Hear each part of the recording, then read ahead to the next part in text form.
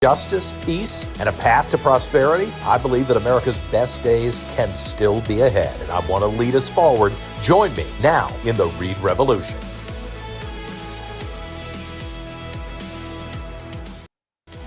A little early this morning on this Tuesday for the Reid Revolution because I got to play nurse today. I mentioned at the end of the show yesterday, Alonzo's got surgery this morning, so I'm kind of in dual roles. Hopefully everything is going to be fine, no big deal.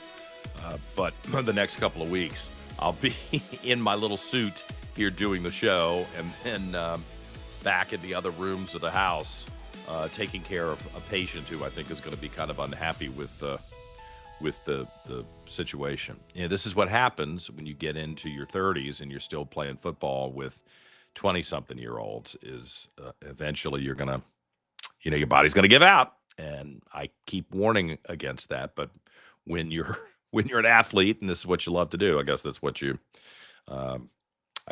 happens. And you're willing to pay the price to be out there on the field. Very good morning to you. Hope that you have had a good start to the week. The snow is maybe melting a little bit on the East Coast.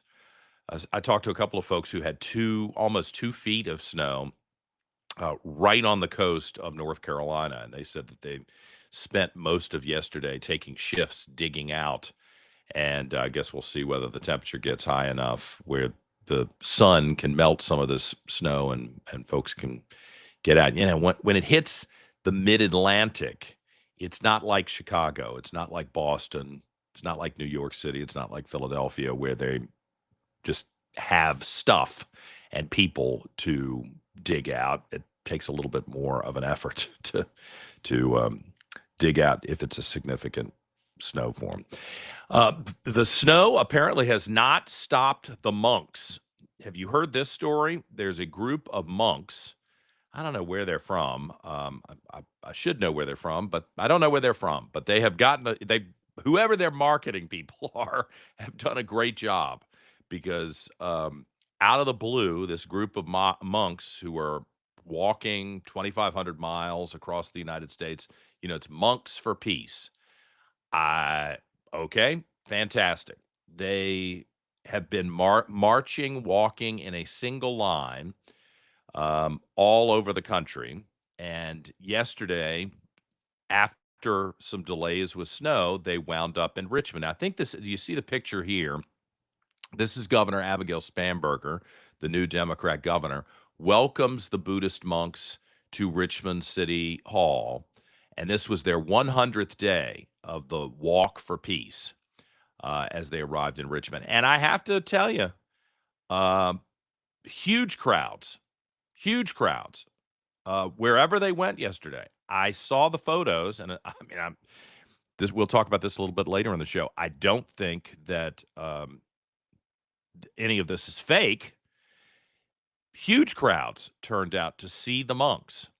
Now, it's interesting to me. I bet you could just randomly pick 10 people out of the crowd and ask them what a monk is and anything about being a Buddhist, and they would know absolutely nothing about either one.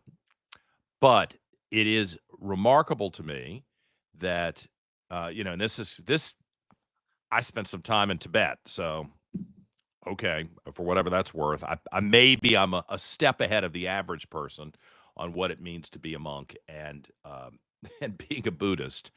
But there is something about this group of people dressed in clothes that are very different than our clothes, with at least the appearance of a Spartan existence, and the concept of walking for peace that has galvanized or fascinated large groups of people all across the country, and especially here in the Richmond area. Huge crowds. I mean, one of the pictures I saw yesterday, I bet you there were well over 1,000 people at the end of the day yesterday. They've been staying at colleges and universities. It was weird to me. I wonder why the governor recognized them at Richmond City Hall. Now, Richmond is the state capital, but how bizarre is that? I mean, that's weird. If I were the governor, I would think that it would be at the governor's mansion, or maybe they have some strict rule where they only stop once. They got to keep walking. You keep getting stopped, you're not going to get some miles between you. You waste a day. It's not like a car where you can kick it up 20 miles an hour and make up the difference. If you stop walking, you're not going anywhere. So anyway, the governor shows up and she's got this proclamation. Now, this is what I thought was interesting, besides just the event. And I do want to find out more about what the monks, what their point is, where they're from, and what their point is. I don't know. How weird is it that you could be a monk walking for peace and you're hanging out with the Democrats who are rioting in the streets? I find that interesting. I mean, that's just our domestic stuff. The Democrats are the ones who are in the streets rioting, beating up cops. They were the ones in 2020 who were attacking people off of Monument Avenue and harassing people. So, I mean, I don't know. Maybe the monk's message will get through to the Democrats. Like, you shouldn't beat up innocent people. You shouldn't spit on people. You shouldn't attack people. That's not very peaceful. I mean, isn't that true? Isn't that a weird situation where you have a group of people who probably think that they are very peaceful and peace-oriented, and yet when they get mad, when they don't like a policy, or like with Donald Trump, they have just decided they hate this man. They think he's the devil. They're just, well, I don't know. Do they believe in the devil? I don't know. But when they hate you, if they decide they hate you, the peaceniks, the people who at least domestically believe in peace, man, they will do everything they can to crush you. That's weird, right? And yet, and they're attracted to the Buddhist monks who won't kill a fly, or they see a spider, they pick the spider up and they take the spider outside of the house, so they put it outside of the house because they don't want to hurt the spider. What is that all about? How is it that you can be the most hostile, nasty, mean-spirited, ugly, vicious people to anyone you don't like domestically in the United States, but then, oh my God, we've got to rush out to go see the monks as they walk by because they're marching for peace. They're walking for peace. I'm not making fun of the monks. I mean, there's commitment there. You live a Spartan life, you give up everything you own, and then next thing you know, you're on a 2,500-mile walk across the country, and you're just hoping that people will take you in. I mean, okay, I give you credit. You are, really committed to your cause. But what's the people who are not committed, it seems to me, are the people who go out and are so fascinated by this, but then as soon as they see an ICE agent or somebody wearing an ICE T-shirt, they'll spit on them, or worse, they'll hit them or do something, physically hostile to them. Do you think they're even aware of the discordance of that, or discordance is one thing, hypocrisy of that? I I think that's a problem, don't you? And they're just completely oblivious to the total hypocrisy of that situation. But here's what's interesting. The internet had something to say about it. Here's one of the comments after Governor Spanberger's picture appeared on some of the news sites yesterday. And I think this is great. You remember the whole movement? How much was the walking tax she imposed on them? Remember the whole thing where there's an app for that. There's an app for that. Whatever your problem is, there's an app for that. It's becoming with the Democrats, and this is wonderful, and they deserve it. There's a tax for that because holy cow, the Democrats have come up with 50 different taxes that they want to impose on Virginians after spending an entire freaking year talking about how affordability was what they were going to be focused on. They didn't really mean it.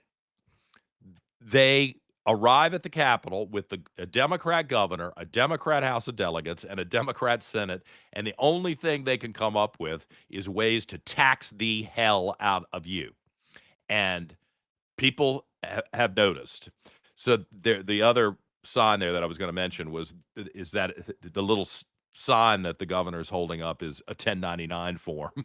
You know, this is great, and I think it's organic. I think the pushback is organic. I think people have realized that this is a real issue and that the taxes are coming fast and furious.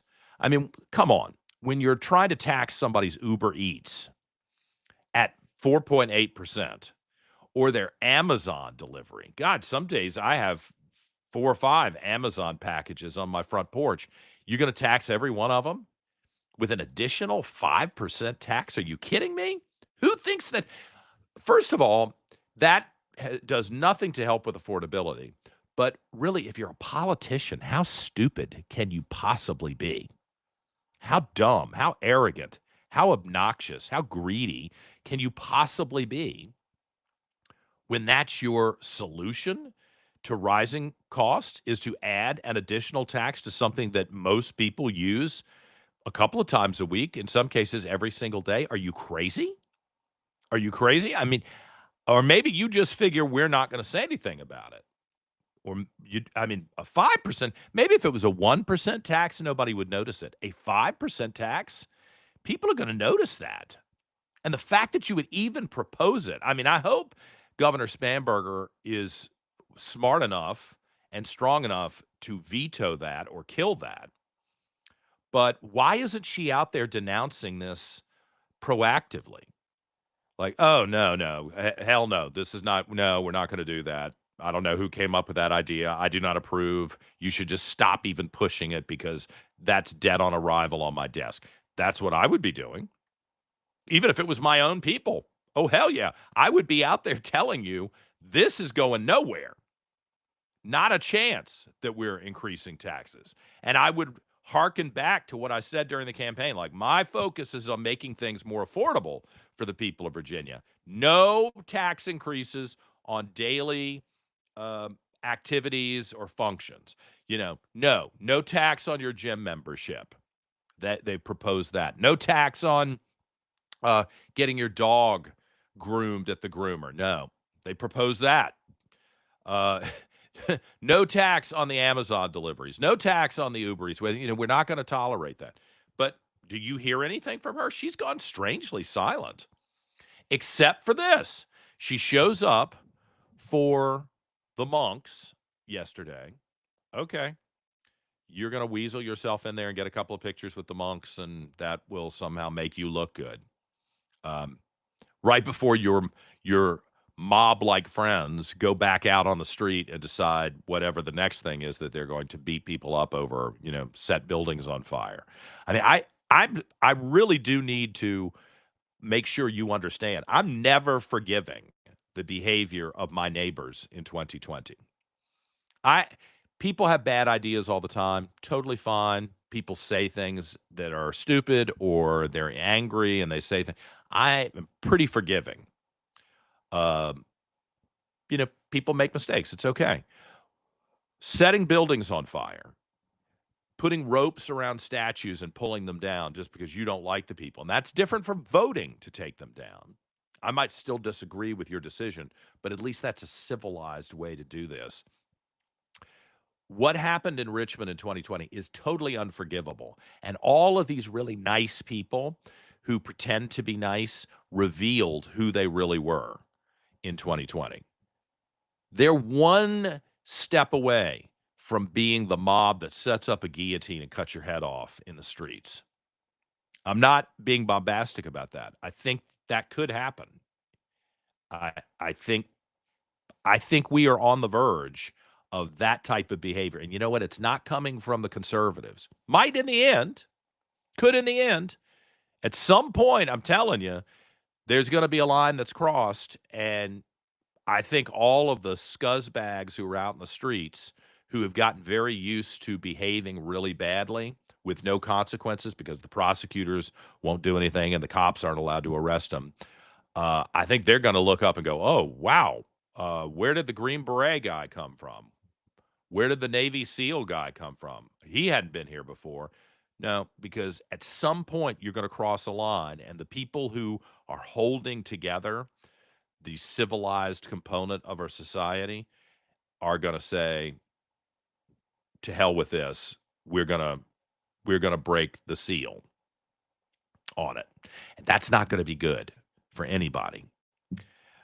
It's like the bad kid who is used to mouthing off to the teacher. F you, teacher. I'm not going to do this. F you. I mean, and that's what these little brats, your little brats. I mean, you should talk to your kids and see if that's the way they speak to their teachers. Ask them. I think you'd be surprised. Do people use the F word to teachers in your classroom, little Johnny? I think they're going to tell you that the stuff your teacher has to put up with, and the teachers know they can't do anything about it, and the kids know that the teachers can't do anything about it. So it's out of control. It's like that kid when suddenly the teacher calls out sick and the football coach winds up having to fill in as the teacher for an hour, and they try that with football coach, and the football coach says, what did you just say? And something bad happens in the classroom, but it's actually a good thing. Putting people in their place and telling them they can't abuse you is a good thing. That's a responsible thing. That's a civilized thing. It looks like it's violence at the moment, but it sends a message we're not going to tolerate this. This is what's been missing in the whole society for a lot of years. Like getting rid of the death penalty is one of the dumbest things we did in Virginia, because now everybody knows, they're not serious. You can kill somebody. You'll be out. What's 20 years? What's 30 years? You're not going to get a life sentence. Nobody has the guts. There's always some sob story that will be used to mitigate your bad behavior. So, for me, 20 years seems like a lot because I'm trying to do something with my life. But for a scuzzbag, 20 years free food, hang out with the homies, white or black. I mean, what do they care? Anyway, Abigail Spanberger showed up for the Walk for Peace, and then she shows up last night at the Altria Theater, formerly the Mosque downtown, but we had to cater to the Muslims and take that off, even though it looks like a mosque, looks like an Arabian building. No, now we call it the Altria Theater, whatever. This is 25. This is when I really realized that the society was going off the rails, is that the radical Muslim crowd decided to scream and yell. And of course, all of the weak, pathetic lefties catered to them and said, oh, no, oh my God, we'll change it to the Landmark Theater so that we don't call it the Mosque. But anyway, she shows up at the Altria Theater last night for Kamala Harris, as Kamala Harris visited Richmond. Did you even know Kamala Harris was coming? They didn't do a lot of marketing for it. But there you go. I guess those are two of the tickets that somebody found on the ground. Did the thing get sold out? At first, they said it was sold out, I think. And then yesterday, they released a bunch of tickets, or they say they were. I mean, you never know whether you're being fed a bunch of PR baloney. They released a bunch of tickets, and I didn't see in the coverage last night or this morning any pictures of the audience. So, gosh, what does the Landmark Theater hold? What's the capacity of the Landmark Theater? Let's see real quick. I am curious. Landmark Theater, Richmond, capacity. This is when the internet is great. One of the many times it's great. Oh, yeah, seating capacity of 3,565 people. Big theater. I mean, nationally, this is a huge theater. Acoustics, not so great, but the theater holds a lot of people. You can make a lot of if you got a Broadway show, or you've got an act that people want to see that isn't ready for a Coliseum with 10,000 plus 20,000 tickets. You can't sell 10,000 or 20,000. But you're kind of a hot ticket. This is a great place to be. 3,565 seats. in the theater. Gosh, or it says it originally had 4,600 seats when it opened. Another 1,000? Where in the world did they put the other 1,000? Anyway, um, I would think that in a town that went for Kamala Harris over Donald Trump, that, reflects it. I mean, you could have a total idiot running as a Democrat, and they'll vote for them, and we see that almost every election season. Somebody who is a social justice warrior idiot, um, but because they have a D behind their name, they get the vote. I would think that you could sell this out. I would think this would be a slam dunk, wouldn't you? I mean, it's one of the reasons that I hate to say this because I love the city of Richmond, or I used to. It's my hometown, state capital. It should be one of the great cities of America. It used to be many, many decades ago. Probably hasn't been one of the great cities of America in my lifetime, and I'm 55. So that's telling. But it used to be one of the great cities on the East Coast that people would stop at. It was great shopping and, you know, lots to see, lots of tourist stuff to see back when people weren't this fake ashamed of the Civil War. It was a great place to go. Um, but do you think this thing was full? I would be interested if anybody's in the chat. Maybe you went last night. Maybe you're one of the Democrat operatives who watches the show on a daily basis to try to catch me saying something that you don't like. Put it in the chat and tell me whether it was sold out. It doesn't seem like it was sold out. And that I make that comment based on the fact that the mainstream press didn't show the crowd, at least not that I saw. Maybe somebody did. And the fact that they released tickets at the last minute, hoping that they could fill the arena. I mean, I'm sure I've got to believe that a lot of people showed up, right? I've got to believe it. I mean, it wasn't an empty house. Certainly not not just the floor filled and the balconies not filled. There's bound to have been a decent crowd for Kamala Harris. Whether you love her or you hate her or whatever, she is a person who was the vice president of the United States. She is notable. She's a historic figure. It's unfortunate. I'll tell you about. I would have gone last night had somebody given me a ticket. I would have gone last night to see Kamala Harris because that's what I do. I mean, I go and listen to people and see people who are interesting. And I sit in the back. If you go to a Democrat event, sometimes I am in the back of the room with a baseball cap and a sweatshirt, and nobody knows it's me, or at least up until I ran for statewide office. But most of the time, I go back to my reporter days. I stand in the back and I watch the crowd and I listen to the speaker, and then I listen. I'm not eavesdropping, but I'm eavesdropping. Listen to the people around me as to how they're responding. And I do that very specifically in the back of the room because the true believers are usually right up there in the front. Their eyes are real big. They're kind of sweating and excited that they're seeing the person they are. The people who aren't true believers, who want to be there, maybe they want to be convinced, they're in the back. And so they usually do this, even if it's a muttering, they do this live narrative about whatever is happening at the front of the room. And it's very insightful. When I worked for Senator Allen, he would give these speeches, usually a decent crowd, a couple hundred people, even in a small town, a couple hundred people would show up to see the former governor and the senator. And I would sit in the back of the room or stand in the back of the room. I didn't have a baseball cap on because I was obviously a Senate staffer with my little Senate pen and everything. But it was very interesting to hear him give the speech at the front of the room and then hear people's reaction at the back of the room. And sometimes we would get in the car after the event and I would say, "Hey, Senator, I think I know you think this is maybe it's playing real well with the people in the front of the room. They're going to vote for you no matter what.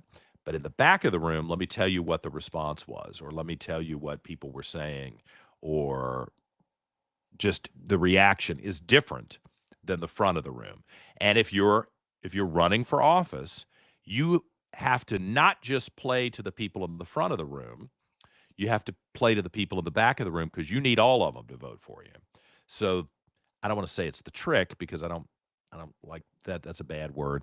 It's not the trick. It's the sophistication of being able to hold the people in the front of the room, make them very confident that they still want to vote for you, but also win over the people in the back of the room without betraying what you believe in. And I mean, maybe it is a trick because most people can't do it. Most people cannot do it. They're either so fervent and so dug into where what they believe and how they want to say it that they wind up ticking everybody else off. I mean, I was trying to be very careful to bring people in to our camp during the campaign, and I think relatively successfully. The problem is you've got to be able to, you've got to be able to spend money so that the people who are in the room are not the only people who hear you. You've got to either have media coverage. That's the great thing about Donald Trump. That's the only way Donald Trump was successful at the beginning and probably in the last cycle too, is that his presence generates media attention. And he was not intimidated by negative media attention. He was really able to turn the negative media attention into something positive. And that worked out for him. It's a rare situation. Not a lot of people who have that celebrity status that they could pull that off. You either get ignored by the media or you better have a hell of a lot of money to be able to buy access to the, what did Rush used to call him, the low information voter. You got to get in front of them because, especially these days, when it's as simple as sticking a ballot in the mail and sending it, that's how you get this out. So, anyway, I thought it was great going after them for tax increases. We got to remember that every time they propose anything or do anything, ask, "Are you going to tax that too?" They go to the bathroom and flush the toilet. Is there a toilet flushing tax? I mean, I know that seems ridiculous, but does it, given what they're doing? You have a cup of coffee. Is there a special coffee tax? These people are out of control. The same people who said they were going to make life easier for you and more affordable. It doesn't seem like that. Really doesn't seem like that. Okay. Right at 10 o'clock when we normally start. So let's take that quick break. And when we come back, we got a couple of other clips and things to talk about here on this early and abbreviated episode of the Reid Revolution.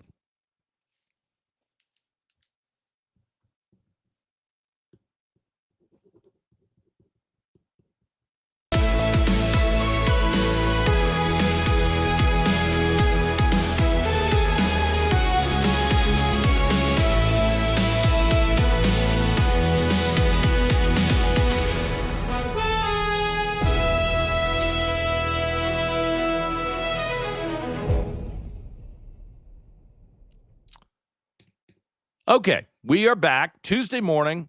If you are used to joining us right at 10 o'clock, it is now 10 o'clock, depending on when you're consuming this product.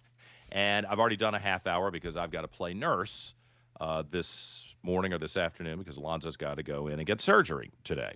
Blew out his knee or has knee problems. So we'll see how that works out. If I look tired and unhappy for the rest of the week, you'll know what's going on in my personal life. But this is the deal when you're playing football all the time with people who are 10 or 15 years younger than you. Stuff happens, so we'll get through that. Can I give you the email address if you want to be in touch with us? It's the reidrevolution@gmail.com, the reidrevolution@gmail.com.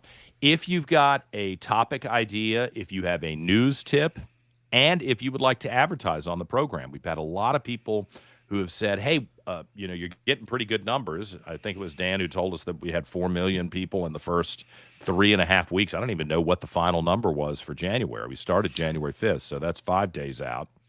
I'll be tallying that this week. Yeah, I'm going to be tallying that this week. So, I like to leave a few days to make sure that everything. Of some kind. Yeah, to make sure that. Of some kind. Make sure that everybody gets a chance to see everything before, because obviously these numbers are never finalized. People can go back and watch clips in perpetuity, but at some point you got to decide, all right, now I'm going to count the numbers for this short or for this segment. So, yeah. So we should do, because today is the 3rd of February. Yes, it is. So yes. we should probably do that for January. But anyway, if that is something that's of interest to you, a lot of people have reached out to us. The Reid Revolution at gmail.com is how we're interacting with folks. And I want to tell you, I'm so overwhelmed on Facebook that it would be great if you have something to tell us to send it to the Reid Revolution at gmail.com instead of using Facebook, to be candid with you. And this gives me the opportunity to talk about the deplatforming concern that we've got at Facebook. There are now 2 Reid Revolution pages. This seems like it's kind of, I mean, I hate to even bring it up. We shouldn't have to worry about this, but we've got to worry about it. Got to worry about being deplatformed on YouTube because I talk about some issues that apparently YouTube doesn't like. Can you believe that? I've been told you can't talk about trans, you can't talk about COVID, you can't talk about vaccines. I mean, here in 2026, are you serious? Come on, you got to be kidding me. You can't talk about these things now. But some people have warned me in the conservative circles, if you talk about these issues and you leave your video up, you will be deplatformed.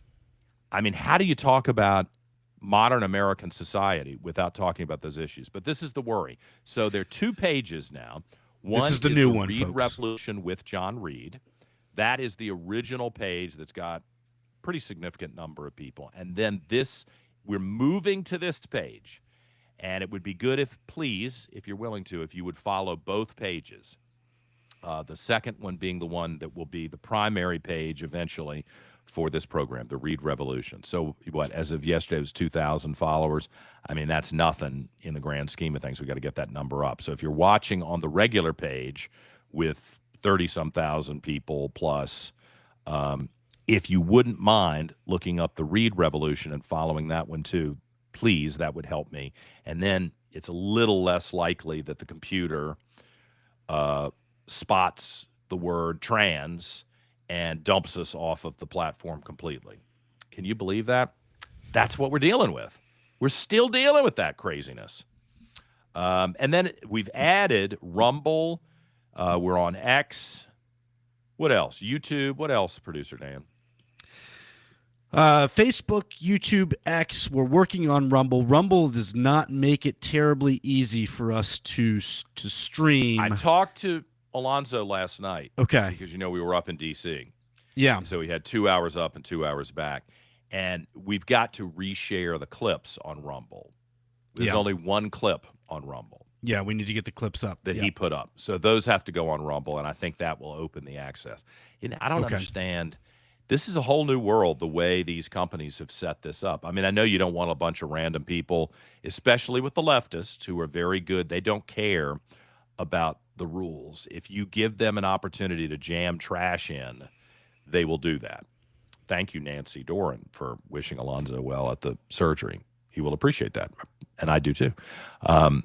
They will screw it up. If you give them an opportunity to screw things up, they will screw things up for you deliberately to cause you trouble. So I think that's probably what we're dealing with some of these platforms, is that they now have a high threshold so that you can, to prove that you're legit before they tolerate you. But anyway, there are a number of platforms where we are going to be showing this program and the little clips of the interviews. I think that's pretty important because I have no doubt, and people have sent me these just really super nice emails telling me to F off. And, I don't know. I don't think I've gotten a death threat on this show. The death threats came pretty frequently during the campaign, but I'm not sure that this show has generated the death threats. That's great. Thank you so much for not threatening to kill me for talking about something on the internet. I know that's a foreign concept for the radical leftists who are, talk about how accommodating and wonderful they are and how peaceful they are. But as soon as they hear something they don't like or they meet somebody they don't like, they threaten to kill them.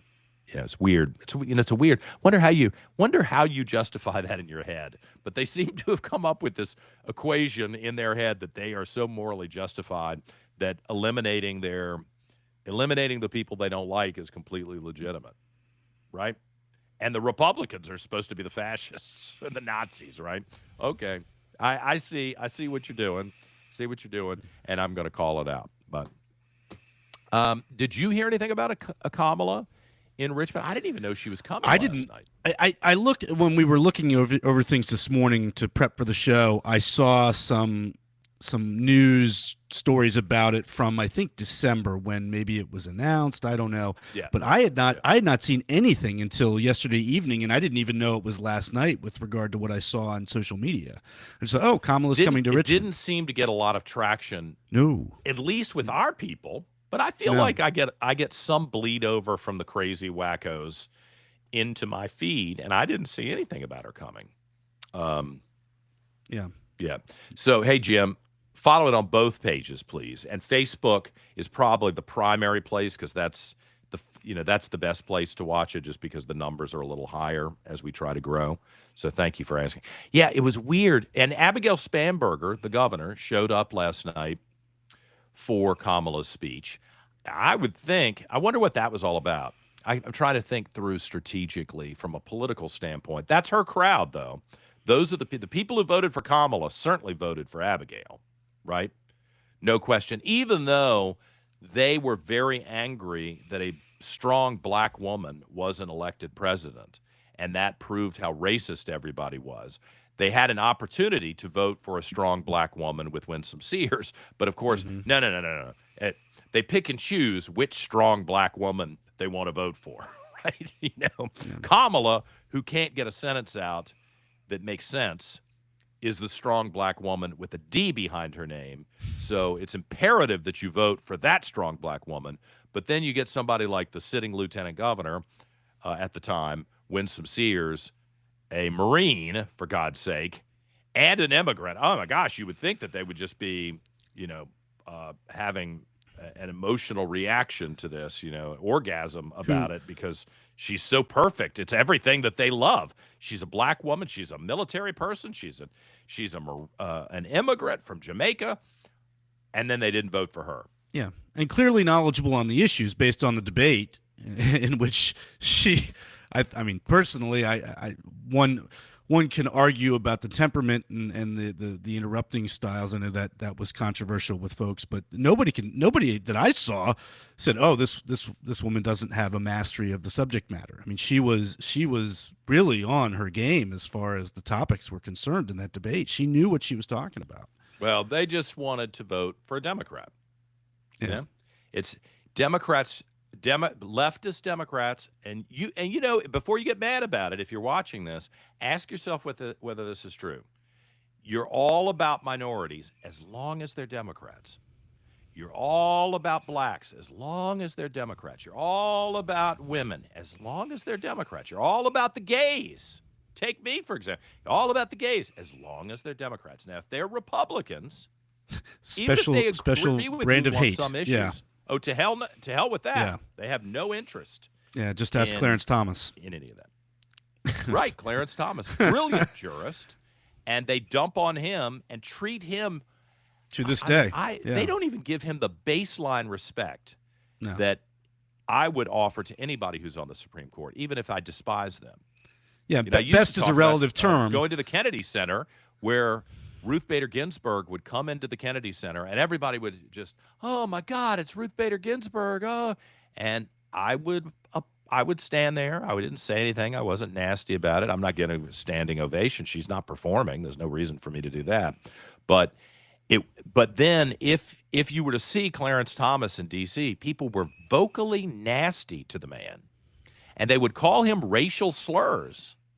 And I'm thinking, how in the world does that work? You're supposed to be for minority citizens, but then when one doesn't agree with you, you treat them like dirt. Tell me who's really for minority citizens if that's the way you behave. You just want them to do what you want them to do. And that has to be called out on a regular basis. Well, I mean, best is a relative term. I didn't hear anything about Kamala. Yeah, I'm just going to say best is a relative term, but Clarence Thomas, for what this is worth, is the best Supreme Court justice of the 9 who are currently on the bench.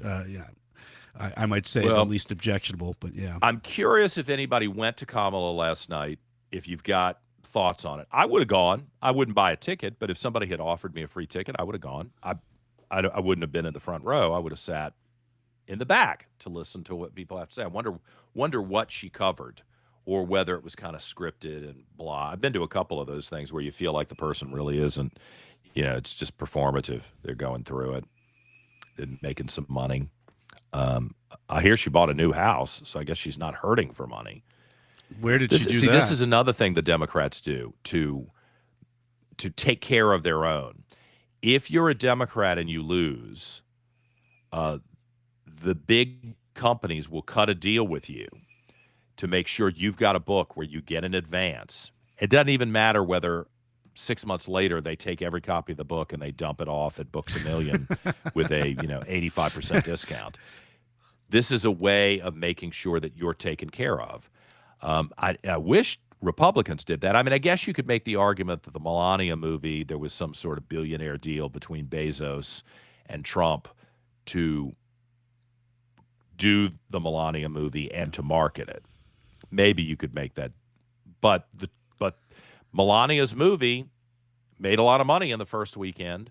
In the documentary, if you look at it for what it was, a documentary, and stop worrying about whether it was Trump or Republican, it did very well. There's a core audience that whatever Trump family puts out, they're going to go for it. And I think it was really closer to $8 million. Yeah. Strongest documentary debut in over a decade. But, let's be honest, Melania doesn't need the money. No.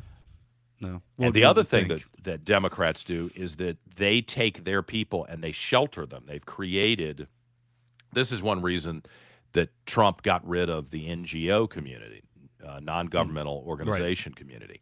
Because let's say you were working in the United States Senate for a Democrat senator, and that Democrat senator was defeated, the NGOs would often offer a CEO or a senior VP position to that senator and pay them six figures and give them a cushy job. They show up a couple of times, talk to a couple of donors, do a few events, give a few speeches. And it's like a landing pad for you, a holding room for you where you still get paid and you don't go bankrupt. And then if you were the staff, they would bring a certain group of your staffers over and provide them with jobs too, often six-figure jobs as well. So they're looking out for their people. And do you wonder why so many people in both parties don't ever go off and say what they really think? It's because of this arrangement. I mean, nobody's looking out for me. Even in Virginia, nobody's looking out for me because I flipped my middle finger to everybody and said, you're not going to ever bully me, and I don't give a damn what you say. Whether you're the governor or whether you're the janitor, don't come at me with crap. I'm not putting up with it. So now I have upset everybody in the establishment. I'm fine with that. I'm just not good at kissing butt, never have been. And I'm not going to start now with anybody. I'll be respectful, and I say what I think, and if you don't like it, that's your business. But it is interesting how so many people, on my observation in years of being in this business, in different capacities, this is why they're really good at holding people in line, is you better behave or we will screw you over. And if you behave, we have this little mechanism where we'll look out for you. But you need to understand this is the way the game is played. I refuse to do that. Well, I asked a few minutes ago, where is Kamala pitched her new tent? Where's the new house? Like, I think she bought a place in California. Okay. Hold on. Okay. Let's look. Power of the internet. Yeah, that would be the most expensive place to get a new house. That's for sure. But see, they're not worried about that.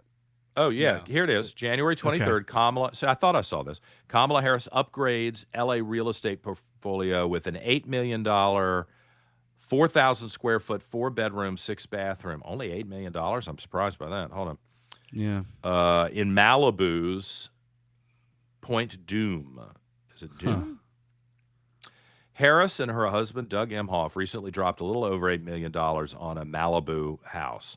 but it doesn't look like. So the reason it's only $8 million is it's not overlooking the water. I guess it's on the other side of the highway. I think. Right. poor So people. Malibu, former Attorney General of California. I guess that makes sense that that's where she is. Right. Oh, But my. yeah. And what does her husband do? Her husband's got to be making money. That's I the guess other so. thing they do. You look at the political person, and they're making X number of dollars, but then always look at the spouse. I've worked for a couple of people or consulted with a couple of people, and I've said, I want to be honest with you. When somebody figures out that your wife or your husband has gotten a sweetheart deal making $250,000 a year and they don't know what the hell they're talking about, that's going to be a problem for you. I'm just flagging it. I'm not going to tell anybody. I should have known this. He's an attorney. Yeah. With a white shoe firm, probably making big money. Yeah. Partner at Wilkie Farr and Gallagher. We'll have to ask our Dewey, Cheatham, lawyer and friends. Howe. We'll have to ask our lawyer friends if that's one of the big firms out there. There's so many that are pulling in big money, $600, $700, $800 an hour.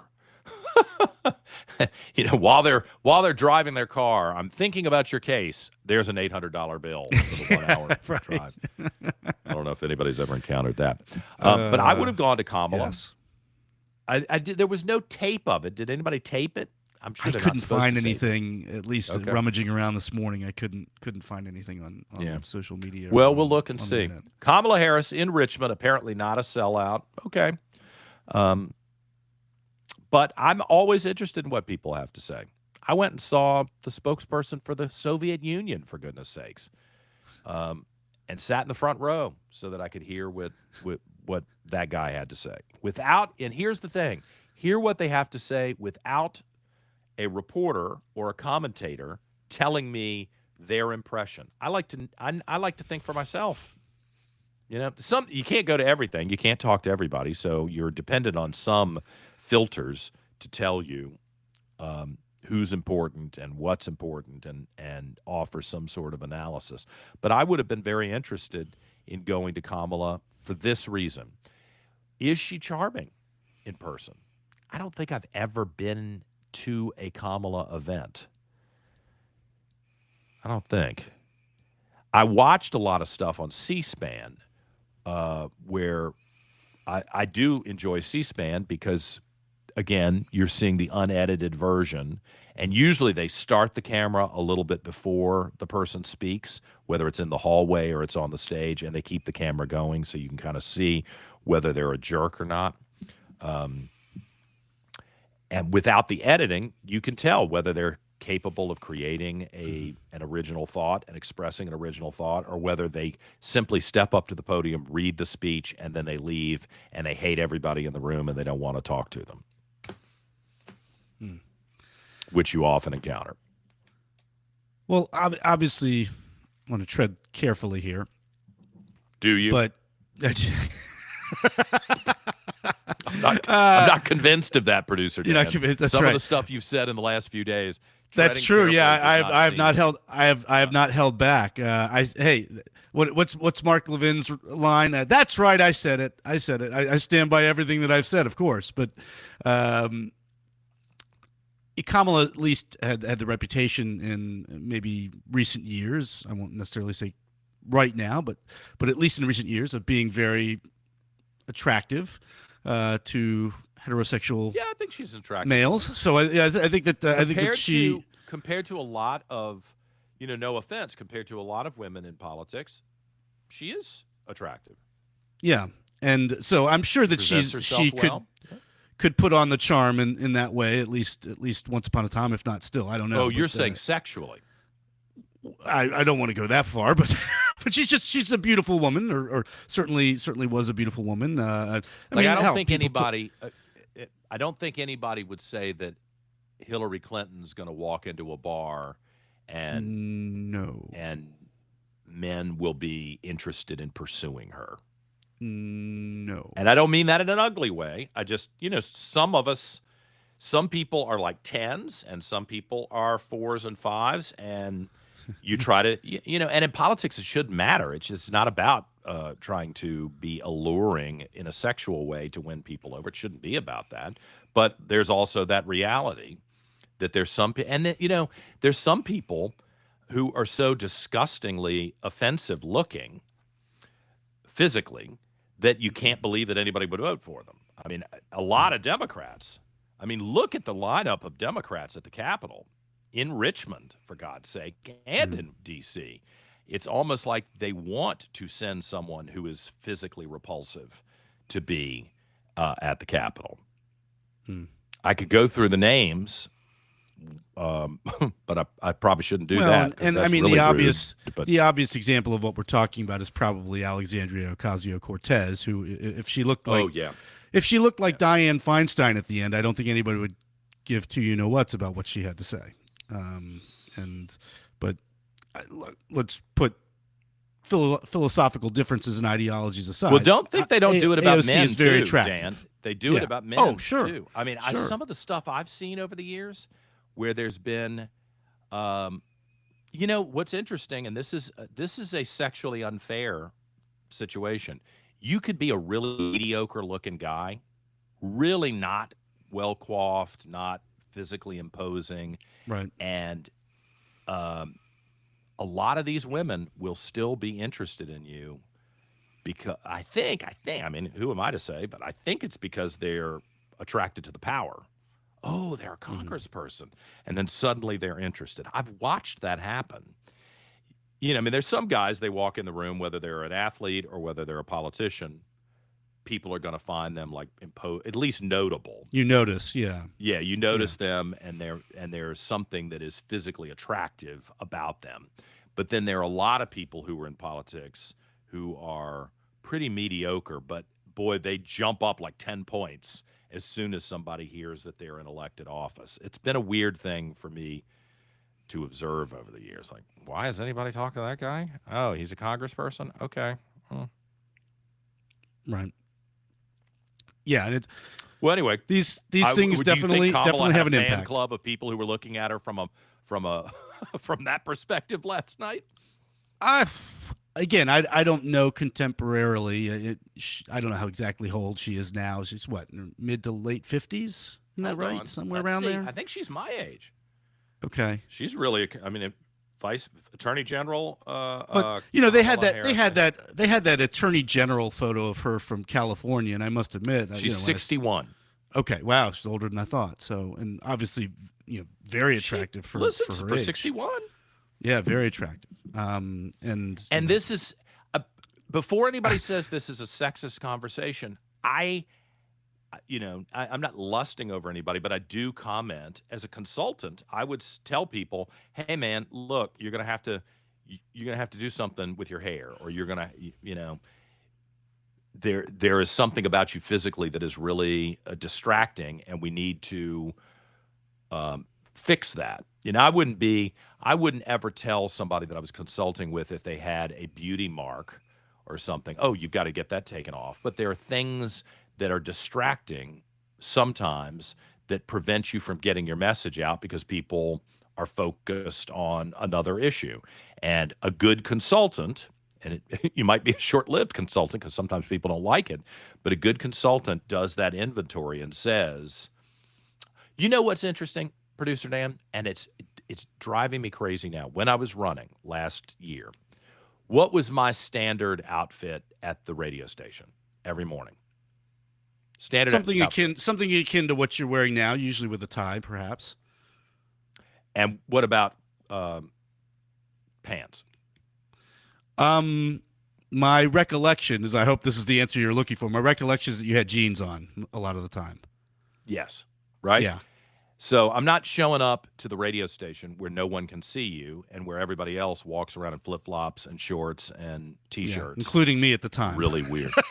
really weird. I've never I rolled out of bed. I miss rolling out of bed for the radio job. It was nice just to be able to do that. You were doing a morning show, at 4 o'clock in the morning. Waking up, Everybody else in the building. Yeah. Not everybody, but a lot of people would show up, and I was like, God, is this a workplace, or are we going to the Y? What's happening? Right. Is there a swimming pool out back, or what's the deal? Anyway, whatever. That's that's the way radio is. TV is not that way. Everybody's trying to outdo everyone else with bling and looking good and having their hair done perfectly. That's a different world. But when I was running last year, I had so many people who commented about my blue jeans. Oh, he shouldn't wear blue jeans. Well, what am I supposed to wear? Khaki pants? Is that what you want me to wear? Khaki slacks? Would that make you happy if I wear khaki slacks? Oh, I don't know. But, those blue jeans are too tight. Are the blue jeans too tight? They're not. I don't think they're super tight. It's not like I'm going to the club or something. It's not like I'm wearing leather pants. They're dirty.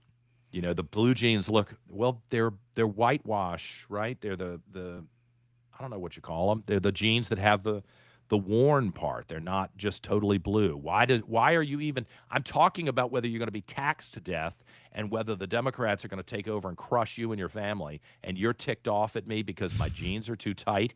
Or then it was they love talking about the cowboy boots. All these people. Did you just buy those cowboy boots at a Walmart? No, lady. I didn't buy them at Walmart. I went to school in Texas for 4 years in Waco, Texas, and then was a TV reporter. And I got plenty of boots. If you're asking whether this is all a show to try to look like I'm down home or something. Now, but it's weird what people focus on when they're evaluating you. And I should have known. I guess my point is, what you saw last year with me was not contrived. I didn't change anything. What I'm wearing right now is what I wore at the TV station, what I wore at the radio station. If you don't like it, I can attest to that. I can attest to that. Yeah. If you don't like it, that's on you. Fine. But it's just a bizarre situation. George Allen used to tell the story, though, about when he first ran for the House of Delegates. The consultant said, "Oh, get rid of the cowboy boots. Wear these penny loafers in Charlottesville." Right? Are you kidding? I guess at UVA maybe people wore penny loafers. That was a big kind of a yuppie thing. Preppy. It was preppy during the George Allen era, right? The preppy handbook in the 70s and early 80s. And he just got slaughtered at the polls.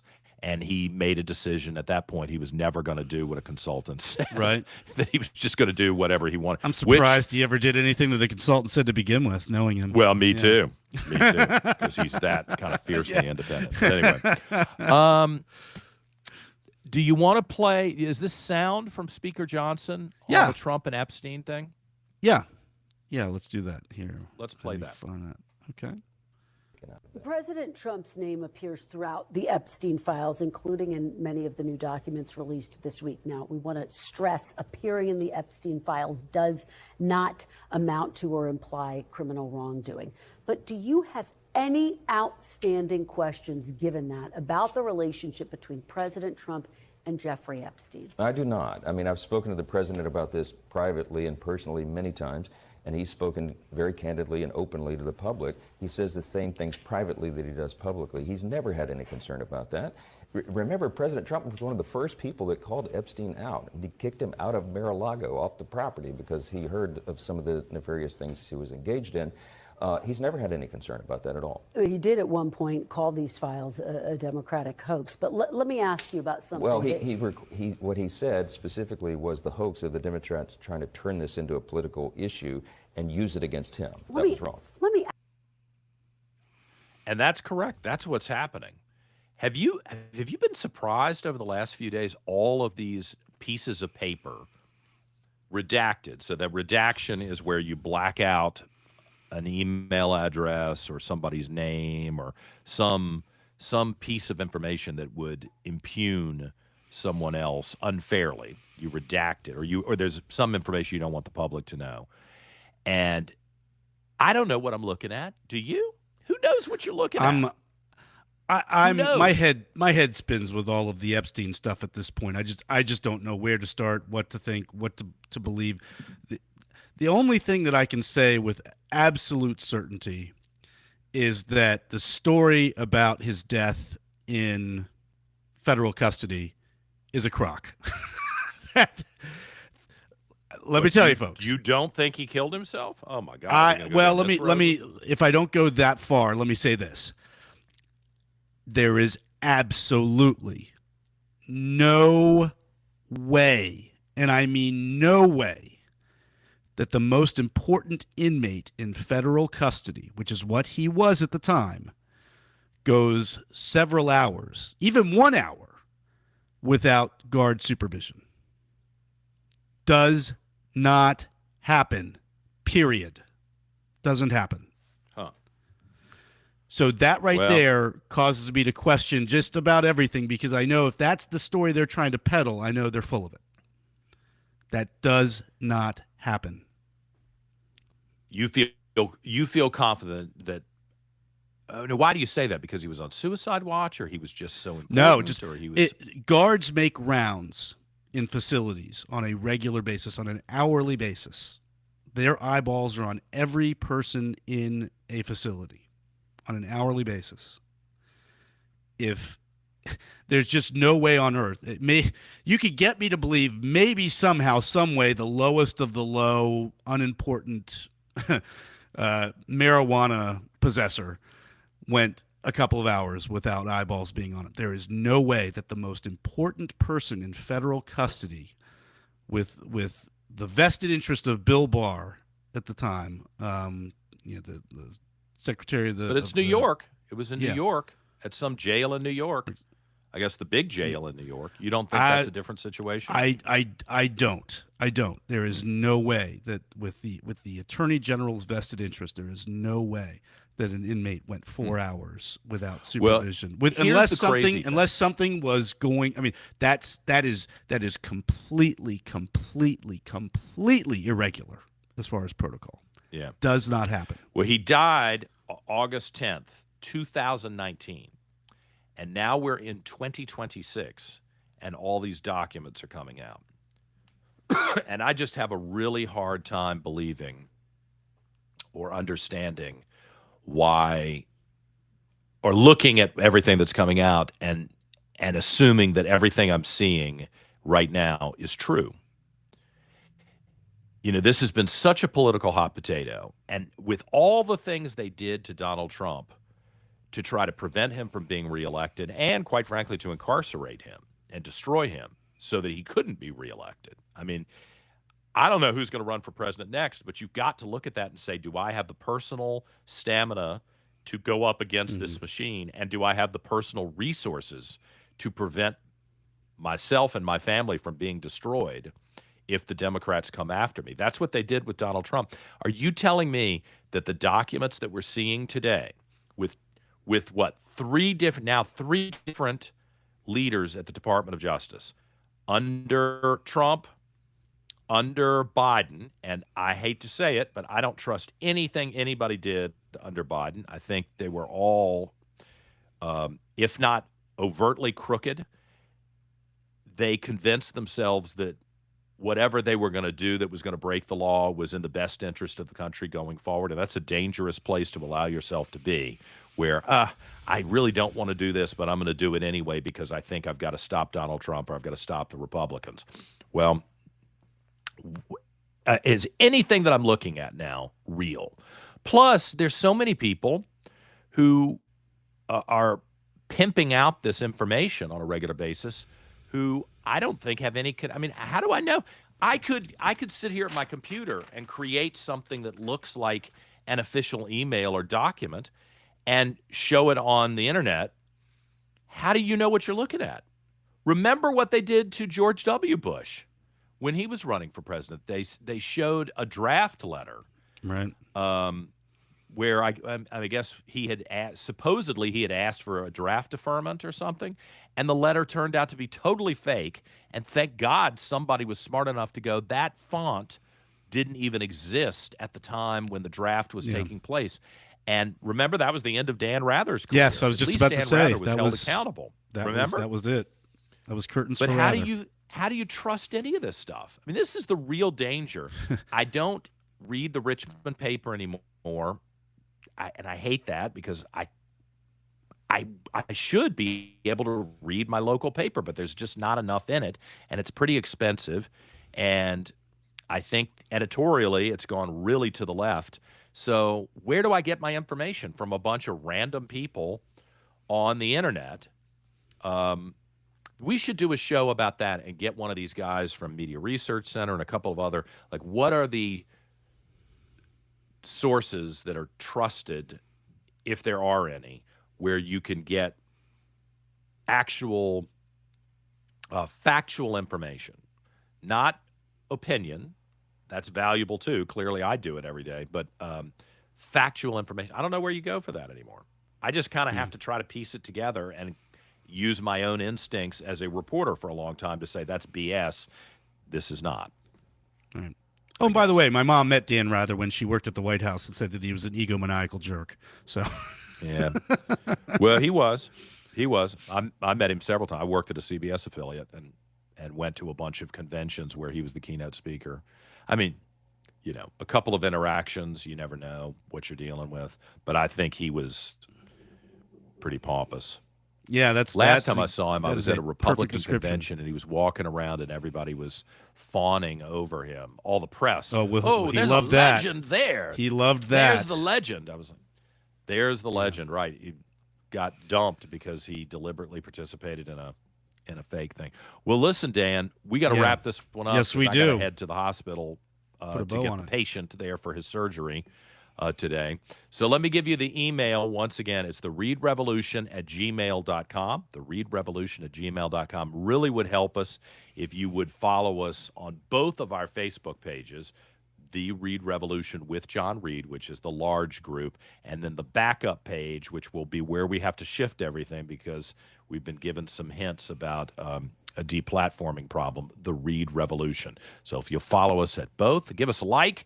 And, of course, you can listen to the podcast without the video on Apple and Spotify. And we will be back tomorrow morning for another edition of The Reid Revolution. Have a great Tuesday.